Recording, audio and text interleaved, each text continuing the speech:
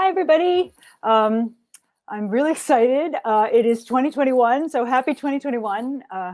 It is 2021, right? We're not still in the end credits of 2020. Anyway, welcome to the annual Pen Parentis Winter Poetry Salon. This is part of the Pen Parentis Literary Salon series. Pen Parentis is a federally recognized nonprofit that provides resources to writers to help them stay on creative track after they have kids.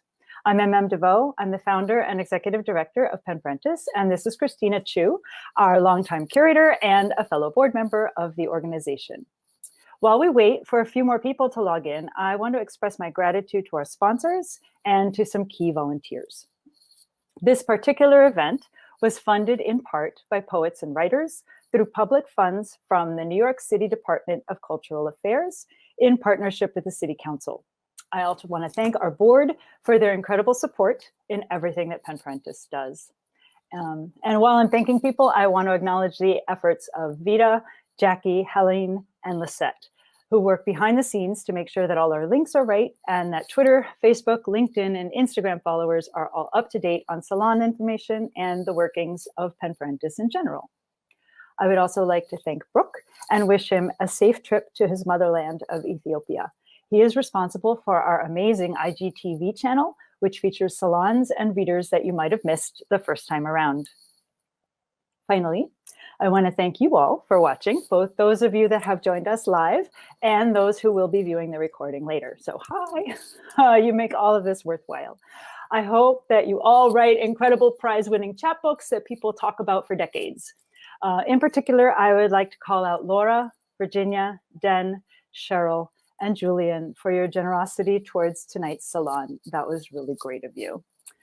Now, I want to introduce our curator and my friend, Christina Chu. It is a new year, so I think this is a great time to remind everyone that both Christina and I, in addition to organizing and running these salons, are writers and parents as well. This past year, Christina won an incredible award. She had her novel Beauty published, and it was recently chosen by Kirkus as one of the best reads of 2020. So go her. Yay. I have kind of big publishing news as well, but those of you who are interested in me can go to my author website at mmdevoe.com and find out all the crazy things that I did this past year. I warn you, the website is basic. Okay, so let's talk about poetry. Those of you who know me know that I have a fetish for art's sake of all kinds, and I think that poetry might be the purest form of word sculpture, or maybe it's thought sculpture, I don't know. But without further ado, let's hear from Christina about the poets that you are going to meet here tonight, and I will bring them on screen while she introduces them. Christina, take it away. Hello, everyone. Just so you know, we have 3 authors tonight. Our first author will be Mary Harpin. She's the author of Shadow Rise and a contributor to Pen Parentis' Book and Baby. Hello, Mary. The Complete Guide to Managing Chaos and Becoming a Wildly Successful Writer-Parent by our very great Milda DeVoe. She's a creative writing instructor with the Lighthouse Writers Workshop and the Denver Botanic Gardens. She also works as program at Bard College. She teaches part-time at Brooklyn College and Pratt Institute. Oops, Wait, I'm sorry. You're going on the wrong. Sorry. We're crossing the streams. Don't cross the streams. Wait. Okay, we're all here. Good. Sorry. Okay, I'm sorry. Let's try that again from the top. She also intuitive development. Let me do this. This is really interesting. Stop. We're going to do this. I am looking for an intuitive. We're going to add Artress, and we're going to add Anselm, who's backstage. There's Anselm. Anselm, I think I misspelled your name. Or did I misspell your name? Is that misspelled? I see my name, and it seems to be spelled correctly. That is correct. Well, I see it in the box that I'm in. It's spelled right. Berrigan. Yeah. Fantastico. Okay, my friends. Hi, sorry I'm late. Continue to talk about the poets. So our wonderful Mary Harpin. So She's a creative writing instructor with the Lighthouse Writers Workshop in the Denver Botanic Gardens. She also works as an intuitive development coach, helping people connect with and put to work their innate intuitive abilities. That sounds pretty cool, right? She lives in Denver with her husband and 2 graphic novel crazy daughters. Everyone, hello. Hi, Mary. Hi. Hi, Hello. everyone. Thanks for being here. Our second reader will be Artress Bethany White. Hi, Artress. Artress. Artress, sorry. Okay. This is just the comedy of errors today. I don't know what's going on with She's a poet, essayist, and literary critic. Her poetry collections are My America, winner of the 2018 Trio Award, and Fast Fat Girls in Pink Hot Pants.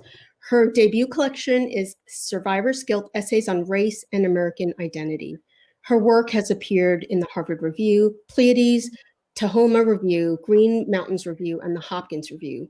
She's received fellowships and scholarships from Sewanee Writers Conference, Tupelo Press, and Hambidge Center. She's a nonfiction editor at Boston-based Penguin Lit Mag. She's in an interracial marriage with a transracial family composition. Hi, Artress. Our final reader tonight will be Anselm Berrigan. His recent books of poetry include Something for Everybody and Come In Alone, both published by Wave Books. And he's a poetry editor for the Brooklyn Rail, a former artistic director of the Poetry Project at St. Mark's Church, and a local itinerant teacher of various writing classes. He's published 8 books of poetry and many, many chapbooks.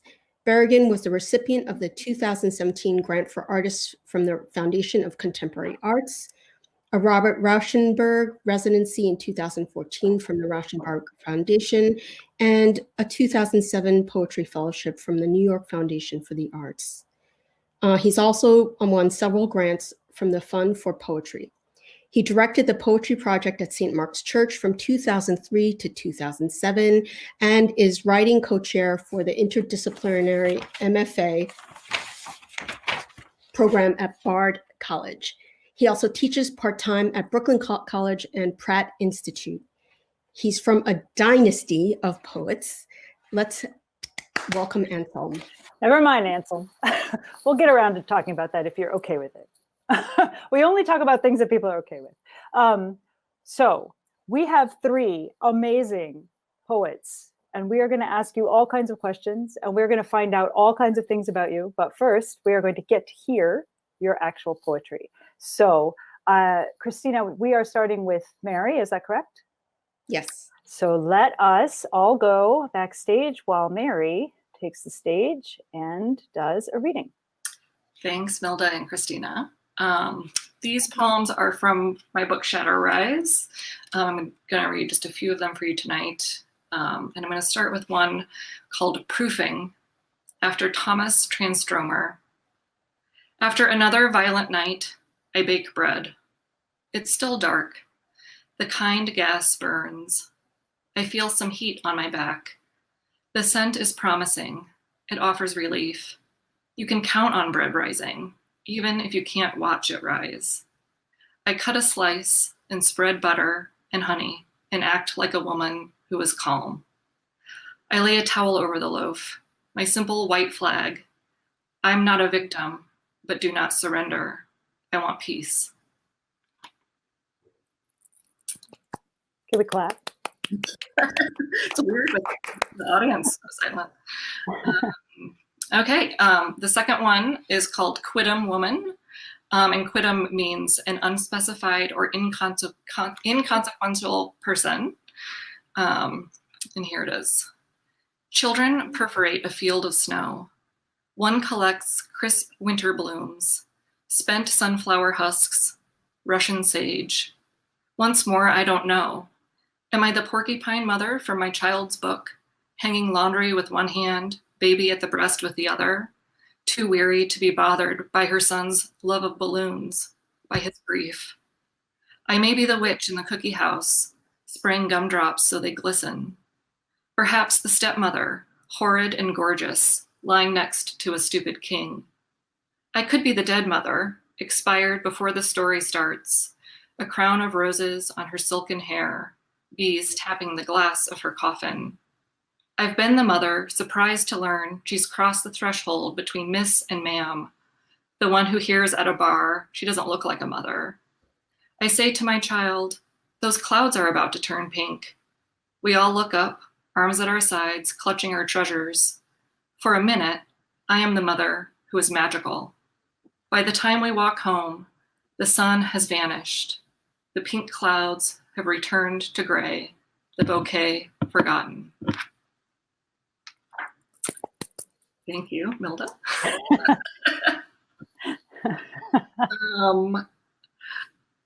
This next one is another parent one.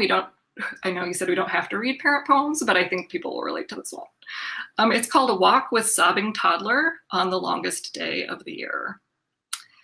I say no to a second dessert. She shrieks, "You are the meanest mommy of all the mommies I have ever had." Incarnation, a contradiction, an imploding star in reverse, stellar and brilliant, sometimes white with fire. Later, she's in the bath, sinking her boat to the bottom, then sailing it overhead, sinking and resurrecting it and singing made-up songs. I say, "Tell me a story." And she says, "Before I came here, I was a really old lady and Daddy was a little boy. Every time I visited his house by the river, he would always climb that one tree. He always picked me the tastiest apples." It's a true story. I will do one more for you. Which one do I want to do?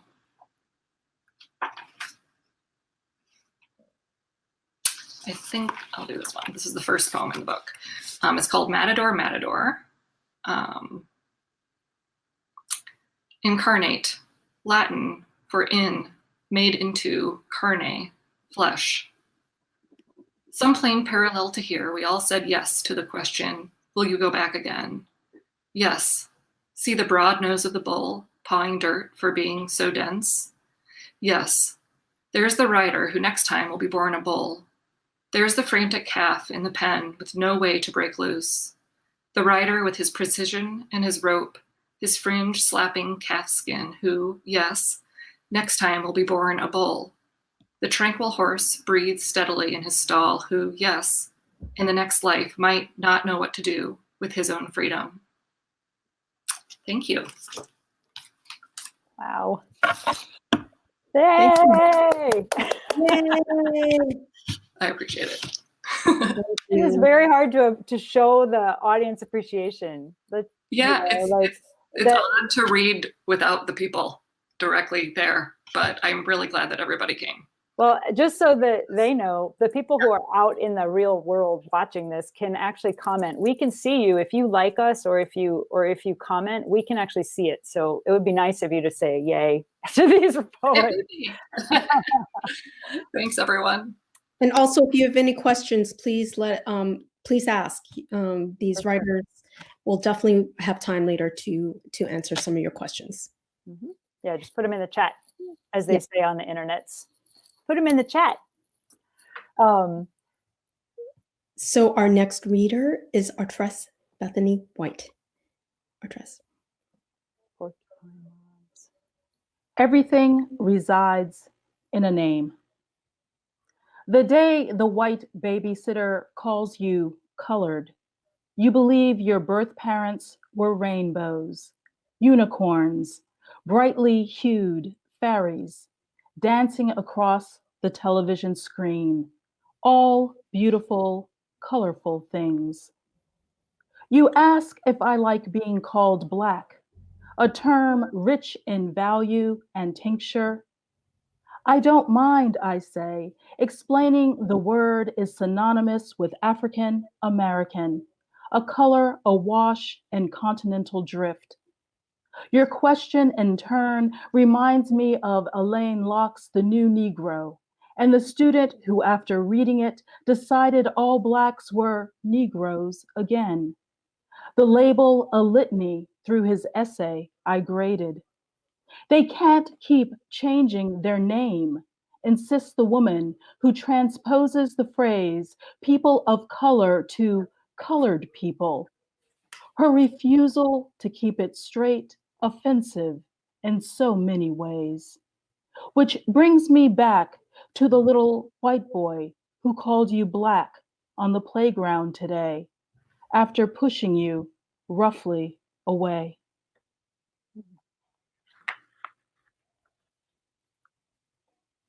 Coils. Daughter, your hair will govern your life, is what I think, but do not say. Like integration spelled the end of black hair secrets long before Chris Rock and the film Good Hair spilled the dirt. Yet pondering what you will say when classmates ask, how does your hair do that? And hoping for something witty like, it is an act of God, or genetic sleight of hand, or you would have to walk a mile in these hairpins to understand.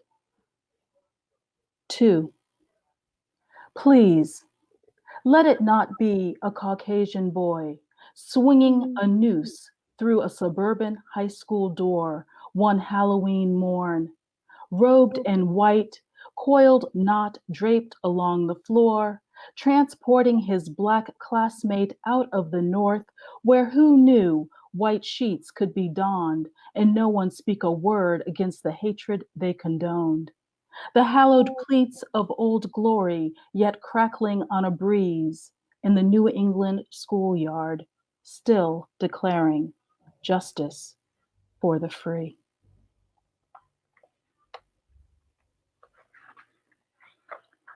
My final poem will be Mississippi in June, and this is dedicated to James Craig Anderson. And I have a historical note to preface the poem. On a June morning in 2011, James Craig Anderson was beaten and run over in Jackson, Mississippi, by a group of white teenagers driving a utility vehicle. His death was captured on a surveillance camera and ruled a hate crime. It was a June day in 1964 when the civil rights workers James Chaney, Michael Schwerner, and Andrew Goodman were gunned down near Philadelphia, Mississippi. Despite the more than 50 years separating these crimes, there is still something about Mississippi in June.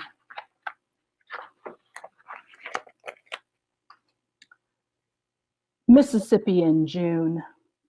For school children, it is a first long word, spelling MISSISSIPPI over and over like a state song committed to memory. All kinds of things are passed down to generations by rote, both the good and the bad. But there is no rhyme to teach how to mourn the death of a child run down like roadkill for being Black. Slow down for a rabbit, raccoon, or fox by reflex. Watch the glassy eyes of the innocent stare into headlights. A stunned moment between life and death before compassion presses a foot to the brake. Religions do unto others as you would have them do unto you, whether animal or man, confirming it was not God's workmanship that killed your boy. Born in 1963, he was still a lap baby in June when Chaney, Schwerner, and Goodman were found dead near a town named Philadelphia that had nothing to do with liberty. On that day, you leaned down to kiss the top of his head, baby hair softly curling under your lips, believing in your heart this child would inherit a better life than Mississippi in 1964. You were wrong. Today, watching the videotape of your son's last seconds on Earth, raw footage, black and white, cars, people, headlights, and him holding up hands before the bumper dragged him from view. In these moments, you try to work up the meanest curse you can think of against the injustice of it all. But the only word that keeps coming to mind is Mississippi. Thank you. Wow. So powerful. Thank you. Oh my God. Very Thank amazing. Have you been to Mississippi? Or is it I've been through Mississippi, yes. quickly? It's a place. Thank you. Our final reader is Anselm. Anselm, take it away. But you have to unmute.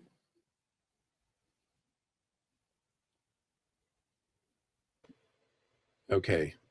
Am I unmuted? You are unmuted. This is a new version of online software or Yes. something interface.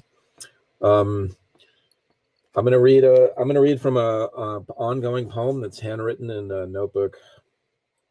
It's an untitled poem for Louis Warsh. Louis Warsh was a writer who died back in November, an old friend of mine, and I'm sort of figuring this out as I go along.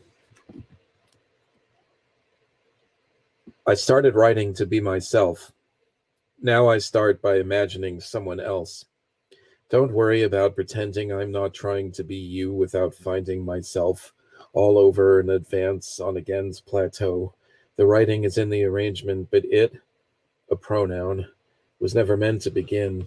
Sleep on the couch in the monster's tower, walking single file away from destruction. Monsters in dreams may know when to leave. Sleep on the couch and wake up pantsless in Berkeley at a party to celebrate your leaving for work. Go straight awake to Zoom to lie and miss the conversation that made the reading worth attending. Minor flashes of disgathering light. The year may attempt to deny its own end, but it also only began because the number said to. All us non-numbers want the year to end. It feels like the last non-digression. Ask the year to choose between shoe or tree in a circle of years and leave the speaker a mouth for a map. Don't sweat the fruit fly that's been landing near you all day. It's been through its own year, hovering near the edge of the page prior. The only opinion I could type was hostile dithering. Buses pass, speaking silently, masks required. The barrier to my left, not the margin, which is also a barrier, may not appreciate my handwriting or general presence. Why would someone write something like that? Well, I'm not someone, and I only write like when I'm grieving, which is almost always with intermittence and intermittence. Today's conversation on bin Laden was incredibly boring, but it's 2020 and there are so many agonistic layers to work life. I want to read Fife Dog's mom's memoir about Fife. Different day, different fruit fly on the other page. My brother's written a poem about all the times he's moved. When I finish this page, I'm gonna text him and tell him next he should write a poem about all the times he's been moved. And then work ethics were revealed to be an intense series of overcompensations, though we knew that already but hadn't said so aloud. The uninteresting pier building behind the You Go Girl graffiti just turned bright blood red. Turning things around has a quiet crush on Last Chance. Everyone digs it when you admit writing near strangers. He emptied many little bags into the East River and slapped each one on the rail when he was done. Subways eating each other, I mean passing on the Williamsburg Bridge. You too may be eaten by someone simply passing by. We just pulled into the garage's attic. Strange to see a blue and white dotted comforter underwater. Don't touch anything, don't breathe, don't be near. What appeared to be morning haze on Eldridge was really smoke from the West Coast fires. The coast took turns absorbing punishment this year. Like the quiz, we find deliveries in our flaws. To withhold with total intimacy, to flirt only with estrangement, to wander secretly into a microphone. 3 seconds of rain, 3 smears of raindrops. I see you in leather and stories on a phone. The sum of all my trinkets. I want this to be something else so I can show it off before burying it. I want to churn butter on stage. Well, maybe not. Maybe that's too much setup. I want one more conversation with Lewis, an actual goodbye to Ted G, another word with Bill, who made taking anyone seriously feel like the elegant thing to do. Yup, I mean, up too late again. I wonder what it would be like to be a punchline machine. No, I wonder what a punchline machine feels. No, like. I hate like. That's my new position, to hate like. Like is no longer an intermediary I'm willing to accept. Not that like cares. I clearly care too much. And this has always been a problem for me, though I try not to let people know I care too much, and that has also become a problem. If you used to love me, but you replaced me in your heart with Jesus, I'm cool with that. You could even say I'm relieved, though you might find it strange to say that yourself. I have loved so many people secretly, I wonder if I'm not on trial somewhere in an empty courtroom. If you've ever suspected I love you, I hereby give you permission to validate your suspicion, unless you think it won't help. We may have to discuss what help means, but we may never get to speak in person again, and defining or redefining help between us is a convention I can only have, is a conversation I can only have in person. In person is a strange phrase, too. I haven't felt in person for a long time, but apparently being in person means someone's else there, too. I think that's wrong. Who cares what I think? Now I'm stuck between is there and who cares. Our pronoun-based phrases are wildly inaccurate for all situations. I wish they had been available when I was a kid. Thanks. Thank you. That was beautiful. You know, what always strikes me whenever we do this poetry salon is how different everyone's voice is and style is. And you know, sometimes people who aren't poets, they have this idea of poetry, right? Like, you know, that stereotypical idea of poetry. But like just the three of you here really had such different styles and talked about such different things that it's so like amazing how rich even here you know, poetry really is. And I don't know if any of you always, like, I always hear from poets that they knew that they were poets from a very young age. So that's one of my first questions I wanted to ask. I want to know too. I want to know, when did you know you were a poet? Like at what moment did you say, yeah, I'm a poet? And like first introduce yourself like to other people as a poet? Because it's clear from your talent that you're all poets. Like you're amazing, you know? But like what clicked in your head? What was that moment? Were you little? Were you like in grad school? Like where did this happen for you? So curious. Unmute, please. I want to hear everybody's, unless there's dogs or something. I wasn't really thinking about genre when I started writing, so I won't count my earliest attempts at writing. But dealing with poetry specifically, I wrote a lot of bad poetry as an undergraduate. And I think, you know, post-graduation, when I actually read my poetry aloud to a group assembled to critique it, that's when I felt like a poet, because my words had an impact and I could see that impact. And then people began to talk about it, and that's when it became real, you know? Cool. Yeah, I don't know if there was a moment. It was Anselm talking? Sorry. No, go ahead. Okay. If there was a moment, but I convinced myself for a long time that I was a fiction writer, which is funny in retrospect, because now I look and I'm like, I was a poet all along and I didn't know it. I, as a kid, wrote terrible poems inside my closet walls. Like I would climb up to the little shelf above your hanger and write on the walls. In art classes, I would write poems on the back of my artwork and then everybody else's artwork. You know, in high school, awful, you know. And studied creative writing in college. But when I went to graduate school, we could take classes outside of our genre. And so I started taking poetry classes, and it kind of came to me just like, oh yeah, I really am in the right place with this. And so I switched actually halfway through to have a focus on poetry from fiction. And it's just felt right ever since then. I don't know when I started calling myself that. You know, that's always such a tricky question of like, you get to call yourself that, you know, published, or, you know, just have to be a book, and all of that. So I don't know. What about you, Anselm? When did you embrace the poet? Well, my mom's a poet, and my dad was a poet too. And then my mom remarried 5 years after my dad died when I was 15, and my dad died when I was 10. She remarried to a British poet, Doug Oliver, when I was 15, but I never thought about writing poetry, but they were poets, so I knew that was a thing that you could actually be, and then I went to college and I didn't know what I wanted to do, and I was an English major. They had a newspaper. I was at SUNY Buffalo. I was actually really interested in being a journalist, but then I just started being more interested in how the words went together than in what I was writing about subject wise in a certain way, and kept a notebook. And then one day I broke a line literally in a notebook one day, instead of kind of going across and making a sentence. And I thought, oh, it was like I got struck, and I saw, oh, that's it. And I felt great. But I also just thought, oh shit. No, I'm going into family business. I felt the whole thing right there, and I was like, I'm going to do this. That is so hard. Okay.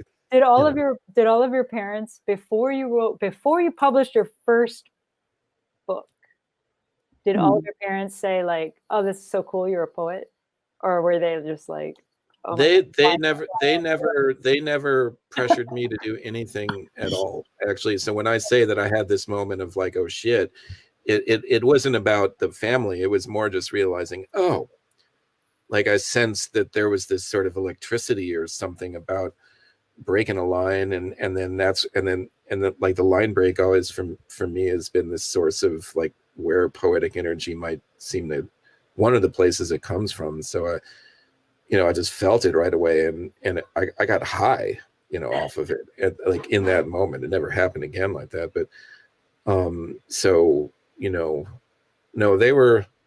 Then I had to go like write some poems, and then later talk to them about it and have them ask me questions where they asked me specific questions in order to figure out if I was serious. I didn't know they were doing that, but they were doing that.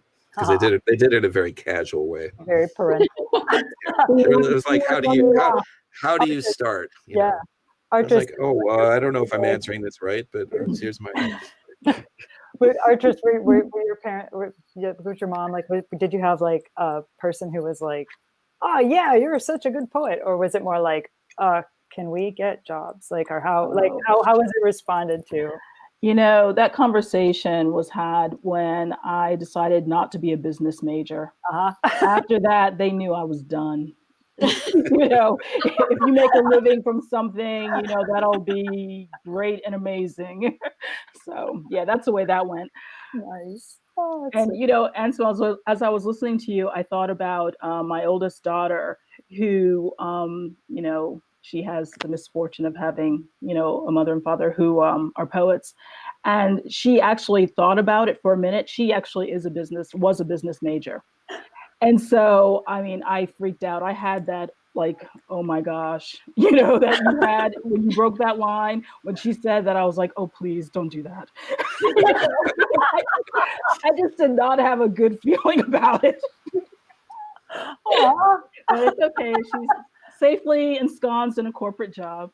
You don't know. She might have secret notebooks that she's like hiding from you because she's so scared. I know. But she can appreciate poetry. She does read it. Very important. Do you guys all read poetry to your kids, or do you read just like normal?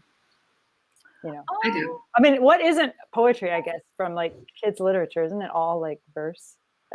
My youngest, I have this giant like anthology of adult poems, and she will ask me to read from that. She's in the second grade. So I have to sift through to make sure it's something that she at least understand, if not like, kind of that. Skipping this sonnet, we'll be skipping this sonnet. Yeah. Nice. Did she then try to interpret them with you? Like, do you sit down and try to? Not really. She just read this fun, kind of, yeah. So I don't know, what she's thinking as we're doing it. But. It's interesting. You got to wonder if it's just the flow, or if she's getting like the imagery that's really nice, right. or whether she's getting the actual like. Yeah, like power behind I it. should start digging around a little more to see. That's pretty interesting. I do think a lot of board books, for the little ones are all poetry. Mm. Like Goodnight Moon, Mm. just some of them will live forever. Not as children's, well, they are children's books, but they're Diverse. Yeah, Not they rhyme. Yeah, they're definitely sing-song, almost music, some of them. I wanted to know, so for like as a poet, you need a lot of mental space to be able to craft, to be able to think about the words, to just be in your artistic brain. Are you able to find, like, can you, if you don't mind, just run through and give us like an age range of your kids, like kind of around how old they are, so that we know what you are dealing with now, and then maybe talk about when they were little, if they're not little right now. And talk about like, how did you find that space? Because a lot of our audiences have, like toddlers or 7-year-olds that are on Zoom right next to them. Like, how do you make that space in your family to be able to get the space? And has it always been the same? Did it evolve over time? Talk. Tell us all the things. We want to know the secrets. That's hours. All right, I'll go. Oh, go ahead, Ansel. Go. You should go ahead. Go ahead. The youngest is 12, next 18, 21, and 23. Nice. And the 12-year-old, when the collection that I read from My of America was published last year, she was very emotional about the poem that I read about the playground, because that was based on her experience. wow. And she hugged me so tightly and she said, "Thank you, thank you, thank you. There's just one thing." And I said, "What?" And she's like, "You should have put his name in there. I want everyone to know who he is and how mean he was to me." And I was like, Revenge poetry. do that. Do that. But, it was a wonderful bonding experience, to have over that, because, she realized that what she'd experienced, was important, Now, a few years, like I'd say like 4 or 5 years before that, when I started working on those poems, very short for time, I remember grabbing like, 10-minute stints after dinner while, table conversation was wrapping up before the discussion of bath time was coming up, and just using that time to just like edit, revise, proof, whatever I could do to make something happen on the page, right? Stealing those moments. So yeah, I mean, just like, for it all to come together. At that time when the kids were that small, like when it was trying to figure out the time, did you have a writing group or a community or somebody who was excited about your poetry that you could go to, or were you just really writing it in your own space, in your own? Okay, let me see. I think I was really writing a lot in my own space, but I discovered residencies like very soon after that, and it was like, and you were able to take that time away from the family, or did you? Yeah, I mean, of course it takes negotiation and you have to, you got to work things out, right? So cool. Yeah. What about you, Mary? How are you? Because yours are small. Yeah, mine are 7 and 10 now. So, yeah, I mean, gosh, where do you begin? I little snippets too, but you also have to just come to this level of self-forgiveness when there are dry spells, or when you're writing and it's not. I'm sorry, I'm getting an echo. Are you guys? You probably need headphones. I do. Okay. I'm gonna go grab those. So okay, we'll listen to Anselm while you go, and I'll be right back. Yeah, we'll get you. We'll get you when you come back. So Anselm, how about you? How old are your kids ish? Around? I have 2 daughters. They're 13 and 9, and I Am I right? Your spouse is also a poet. Yeah, and I'm married to a poet named Karen Weiser also, and she's also in training, like has been in training for 4 years to become a psychoanalytic therapist. So she's been in this whole other like grad school and writing range of schooling and work. And we're all living in this apartment. Yay, Corona. I think well, there's a parallel between when our first child was born in terms of being a writer and what's been going on for me in the last year since the pandemic really hit, which is that like I write by hand a lot, in terms of poetry, and I've been able to write, but I haven't been able to type stuff up. And that kind of happened when our first kid was born too. Like I was like, okay, time's really limited. It's really I can write in snatches, and then that was interesting because then it meant that I would write for months when I could, and then kind of forget what all that was, and then at a certain point sit down and start to type it up and actually see what I had. So and if that makes sense. It does make sense. And my question is, like, when you're handwriting, that is purely creative. You don't edit when you're handwriting. And then when you're typing, you actually go through and like decide maybe. I don't edit too much when I'm handwriting. I feel like I've come full circle from some funny place where I was when I was 18 or 19 and first started writing, and writing in a notebook seemed like this thing that you did to start, and then you were supposed to take it and cut it up and chop it up and edit it and revise it and do all this stuff. And now I'm doing that again 30 years later. Huh. But I look at it and I think, well, it's either done or I don't know. I have to take it. I mean, you know what I mean? It's just a different feeling of because there's a fluidity to writing, to generating the material. I don't necessarily feel like I have to come in with a scalpel and edit the hell out of it, but I also have no idea if I'm right. It's just, I'm just happy to be able to generate anything at all right now. How many of you are also poetry editors? I know, Anselm, you are. And Artress, are you an editor as well? Yes. Of poetry? You're muted. Sorry. I'm sorry. Yes, I do. So do you have the same eye for your own poetry that you have with the poetry that comes in over your desk? The same eye. Yeah. I notice, typos, inconsistencies, things like that jump out at me. I try to work within the poet's vision once I accept something. Is that kind of what you mean? Mm-hmm. Yeah. Mm-hmm. Yeah, that's interesting. It's interesting that the parallels between just, fiction writing or essay writing and poetry writing, that they're, because I tend to think of poetry as more sculpture, as opposed to something narrative that's got a clear beginning, middle, end. There's no like, oh, I got bored on line 14. That doesn't happen. Whereas in a short story, it's easy to say like, oh, well, it kind of got slow here. Like poetry is like a different animal because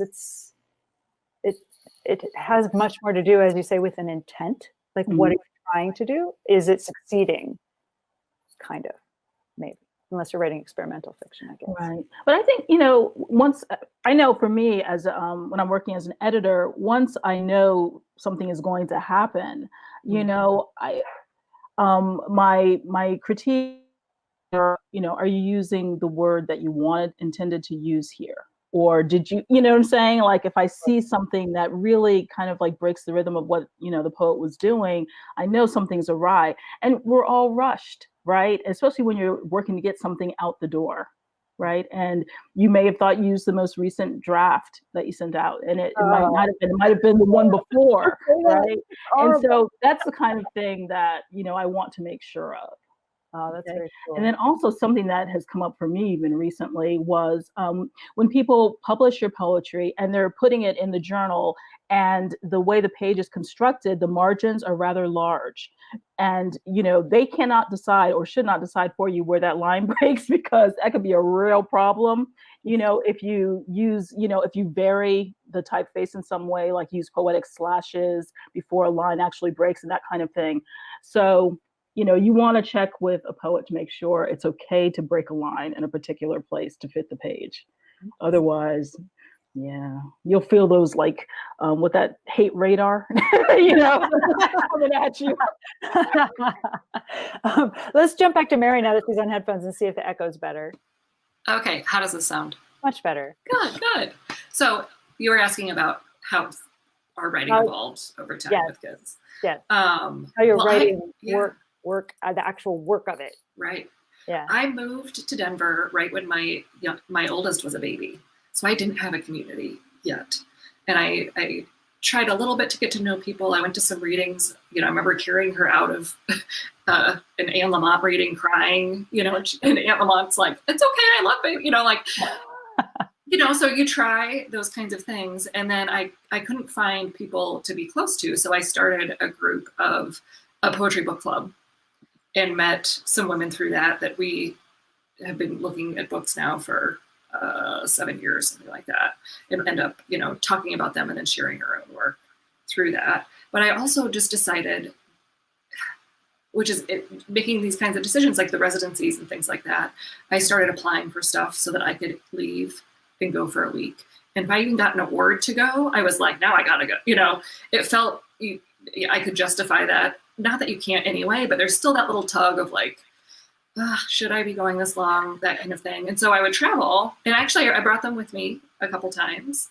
And wait, which writing residency let you bring them with you? The Aspen Writers Festival. They didn't. My husband came too, so he played with them in the mountains the whole time. While I was doing my thing. So it wasn't they weren't like helping with childcare or anything, but yeah. And so I just started kind of taking those kinds of chunks of time and workshopping. So I have a question. The one thing about COVID that's been really hard for me is I'm one of these residency people too. Like Artress, you mentioned that's what you do. Now that I'm stuck home with my kids, it has been, I feel like I'm burning, like, that burnout feeling, because like you're working with them to do school online, and then you're trying to do your own work, and whatever else. It's like you don't get that 2 week or that 3 week break that you usually get at least once a year. Right. I don't know that there's a great answer to that. I mean, if anyone has one, raise your hand. Yeah, let me know. We need to know. But I have a spouse, and we sat down and had a really big discussion about like, listen, we have to find a different way. And just a couple Sundays ago, he gave me the whole morning to myself, where he took them and went and did something. I've had times when I've tried getting up earlier, which has not come naturally to me at all. But not a ton has gotten done compared to what I would have before. And there have been times when I've sat with the kids and said, while you're doing your math worksheet, I'm doing my homework. You need to make sure I get this done. They're old, my oldest is old enough now to understand that, which only works so well, but it's experimenting. And so do you and your wife switch off? Like you must have a very good, if you're both writers, you have to have. I mean, I it's just total improvisation for the most part. And her work is not, we're really different writers in the sense that, for me, I want to open up the notebook and start to write without thinking. I can find my way in the flow of things, and she's more oriented around kind of having a sort of set of thoughts or parameters or works that she's responding to, and it's much more deliberate. So our paces are really different that way. But she's also changed she was teaching and basically decided, I don't want to be an adjunct teacher waiting for a full-time job anymore. So she made this big change to become a therapist, basically.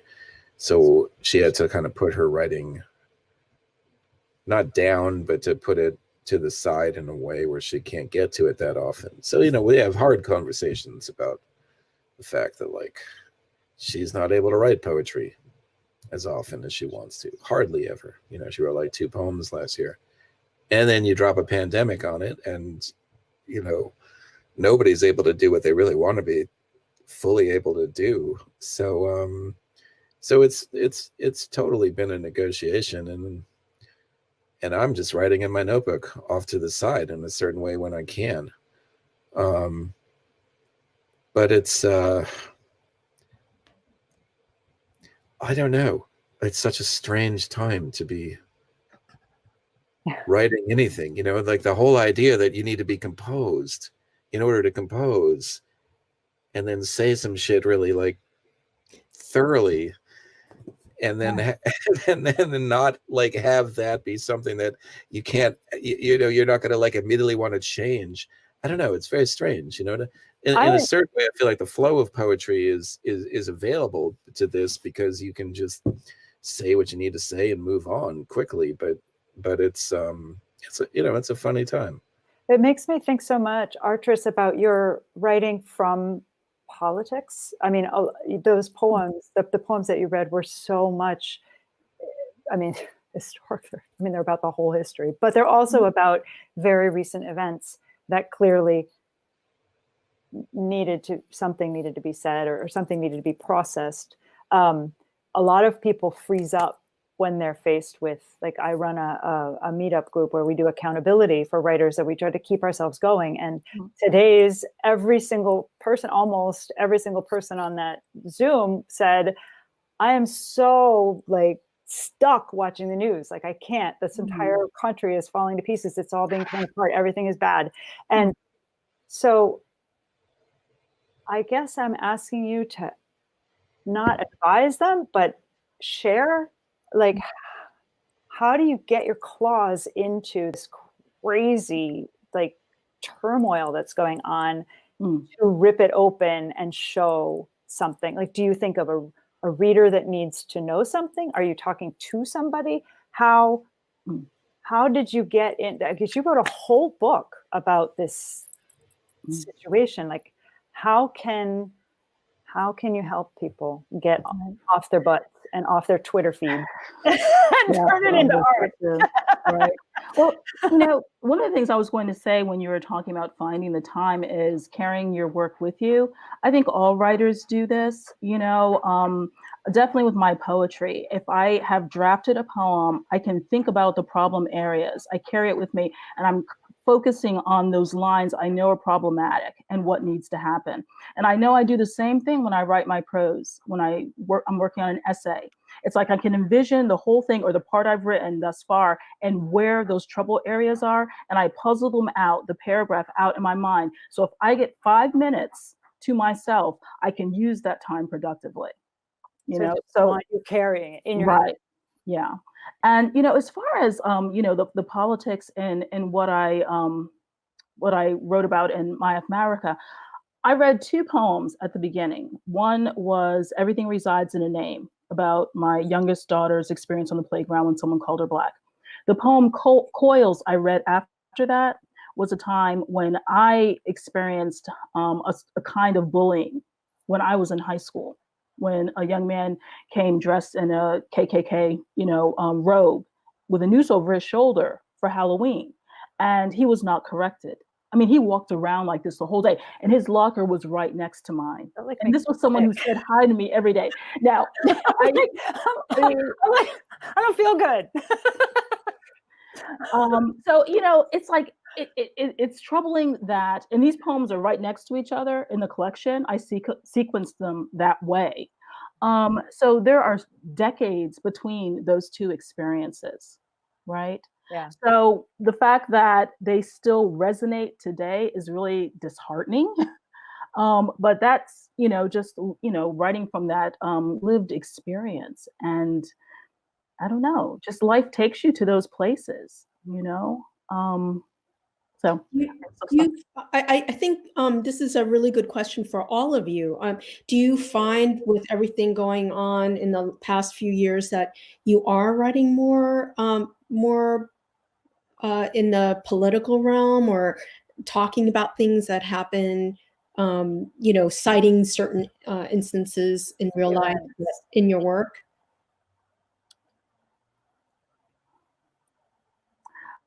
Artress. Yeah, I mean, I can speak to this because this is the body I was born into. You know, this is the skin I wear. So this is going to be it. You know, I will still be Black when I leave this earth. I was Black when I came into it. So what have I done to give myself a break? I've started writing in form a lot. Huh. I write villanelles, I write sestinas, I write sonnets. Why? Because it's a pretty thing that might tell an ugly story. And I want people to have both when they experience my work. Does that also maybe give you some emotional distance because it's so rational to think Yes. of like the rhyme and the scheme It does. of theater, like there's so much puzzle in that to Yeah. try to fit something that's huge and messy into that's really cool. Yeah. I like that. Not like I get any say, but I think it's cool and I can't wait to read it.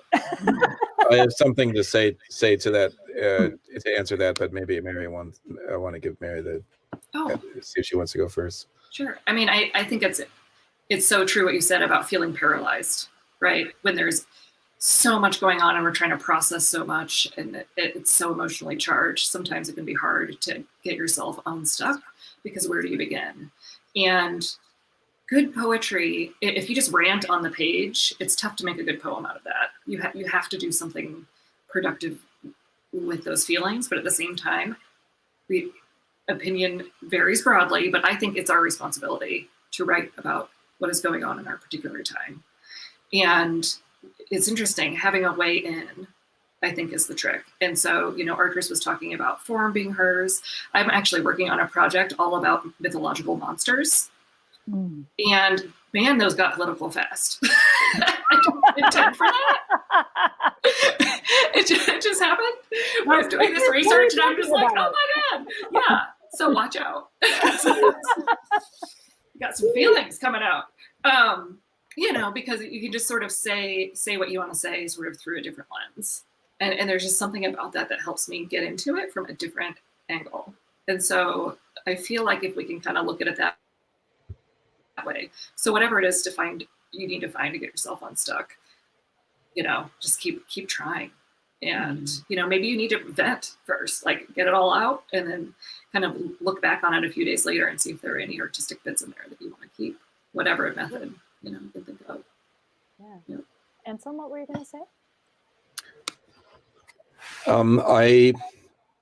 I just feel like there's a lot of emotion that can be attached to odd materials, and that things can be put into poems, phrases and words that aren't supposed to go together, that you just make go together, and that's a way to kind of handle the ongoing, constant, like aggressive flow of difficult experience and reality. You know, and I also think in poems you can change tone fast. You know, you can bring in humor in different ways. You can work syllable by syllable, word by word, phrase by phrase, and just sort of gradually accumulating different, you know, like a bigger bag of how you're gonna be able to handle different things in language. Everybody's got a relationship to language, you know what I mean? And that relationship is always developing. And then you're getting it like informed and attacked by everything that's happening all the time, you know? And so like the more you're open to just letting that vocabulary come in and seeing what you can do with it, the more you're going to be able to generate even during very difficult periods. And then there's this understanding that it's kind of always difficult, right? So you have to be open to a wide vocabulary, I think, and like let the language be strange, you know, because if you're always trying to convert it into some conventional place, then you're just going to say shit people have heard before. But if you actually like let the language come through your body and figure out that you can put things in different orders, then maybe you can say some things that nobody's heard before, and you're capable of it, you know what I mean, at any given point. Yeah, like Artress's wonderful turn of phrase where people of color became colored people, and just that little language shift changes everything, right? And Anselm, I love the title of your upcoming book. Regrets? Like, Regrets, right? that's so, That it's is an such a awesome title. great title. Yeah. It's such a Thank great concept. Can you just quick throw, like, in case anybody in the audience doesn't know what you meant by that? I love it. Well, I went to this Jasper Johns show that was at the Museum of Modern Art, I don't know, like 6 years ago, and the show was called Regrets, and he had made these works, and he was like 87 at that point. I don't know, he's still alive, and I just thought, oh, this dude is like in his late 80s, and he's making new work. He's calling it Regrets, and he's saying it's a play between regrets, as in having regrets, and sending somebody a message, I regret to inform you that I cannot come to the boring party that you were inviting me to, or something like that. And so I thought, okay, well, I could write some poems under the word regrets. Then I thought, oh, I could write some poems under the word pregrets. It'd be like getting ready to have regrets. That seems more like what it's like to live right now at that time.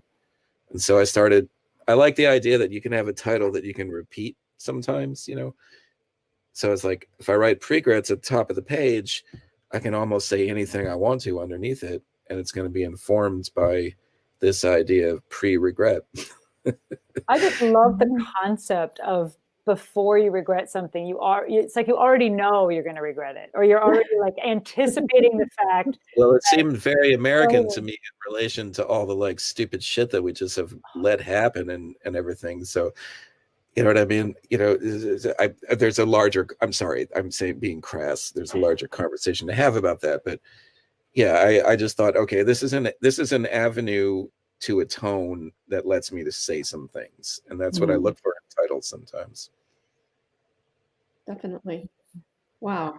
So when we talk, we're a little almost over time, which is insane, because I feel like we just got on. But I do want to know what you're all working on now, if you want to talk about it. And I know Anselm is doing pregrets, but it's almost done, or is done, or is out? I don't know where it is. And it's no, those still working on it.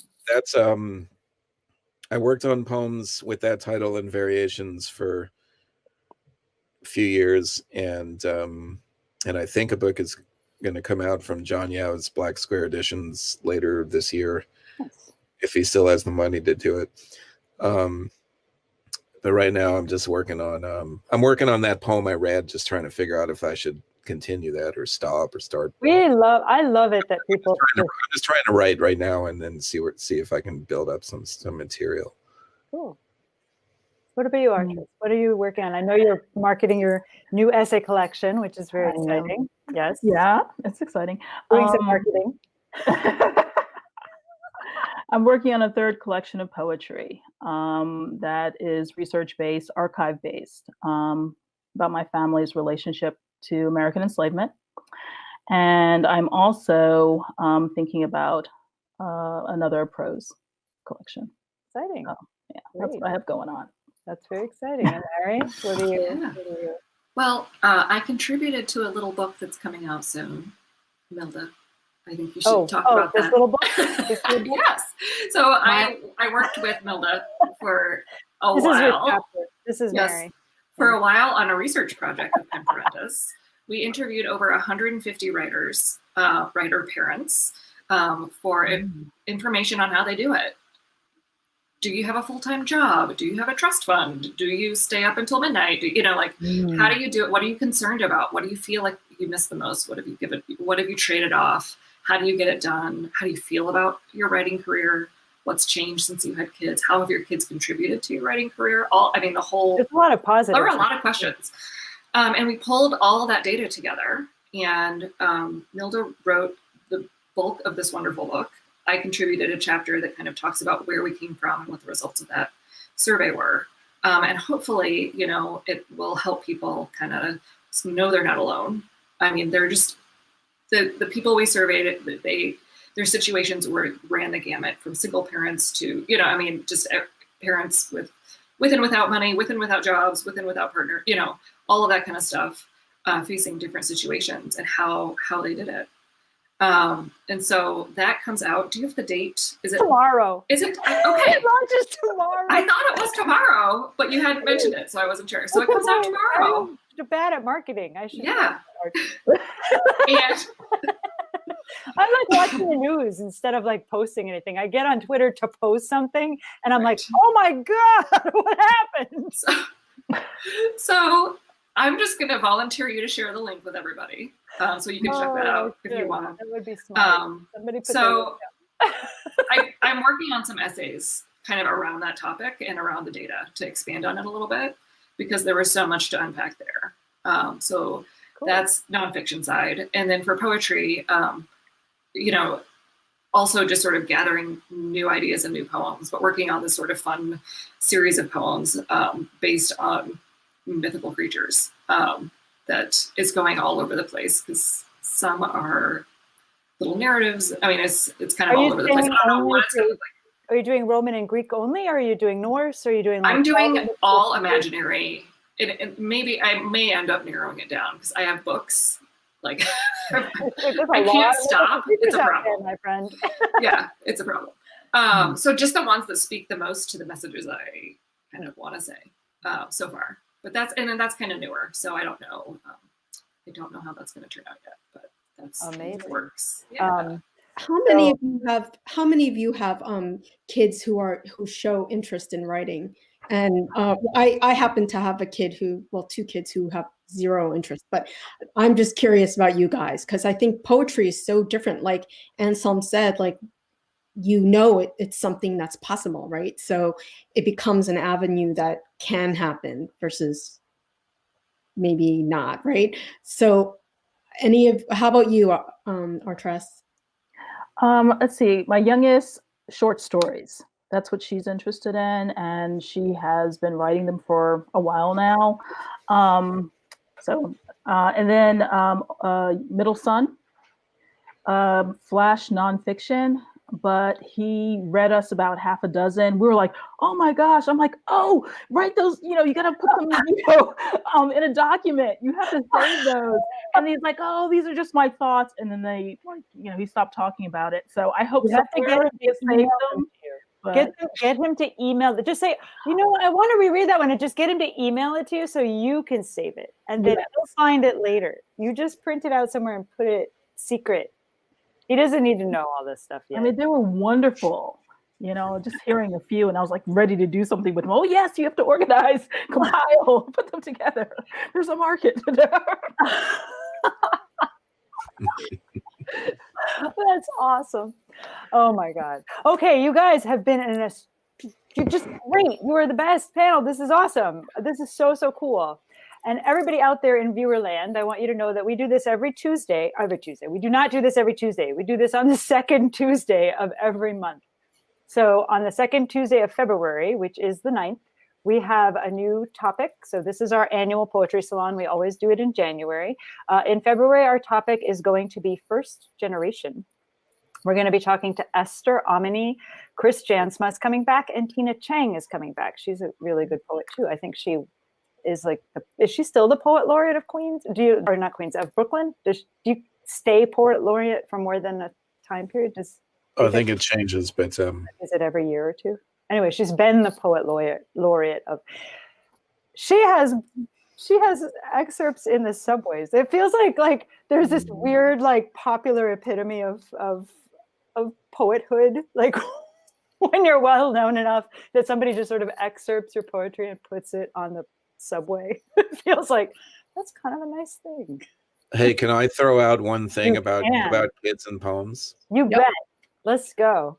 If you show kids that poems don't have to always be on the margin, that they can come out onto the page and be in space, then they'll know that they can do that.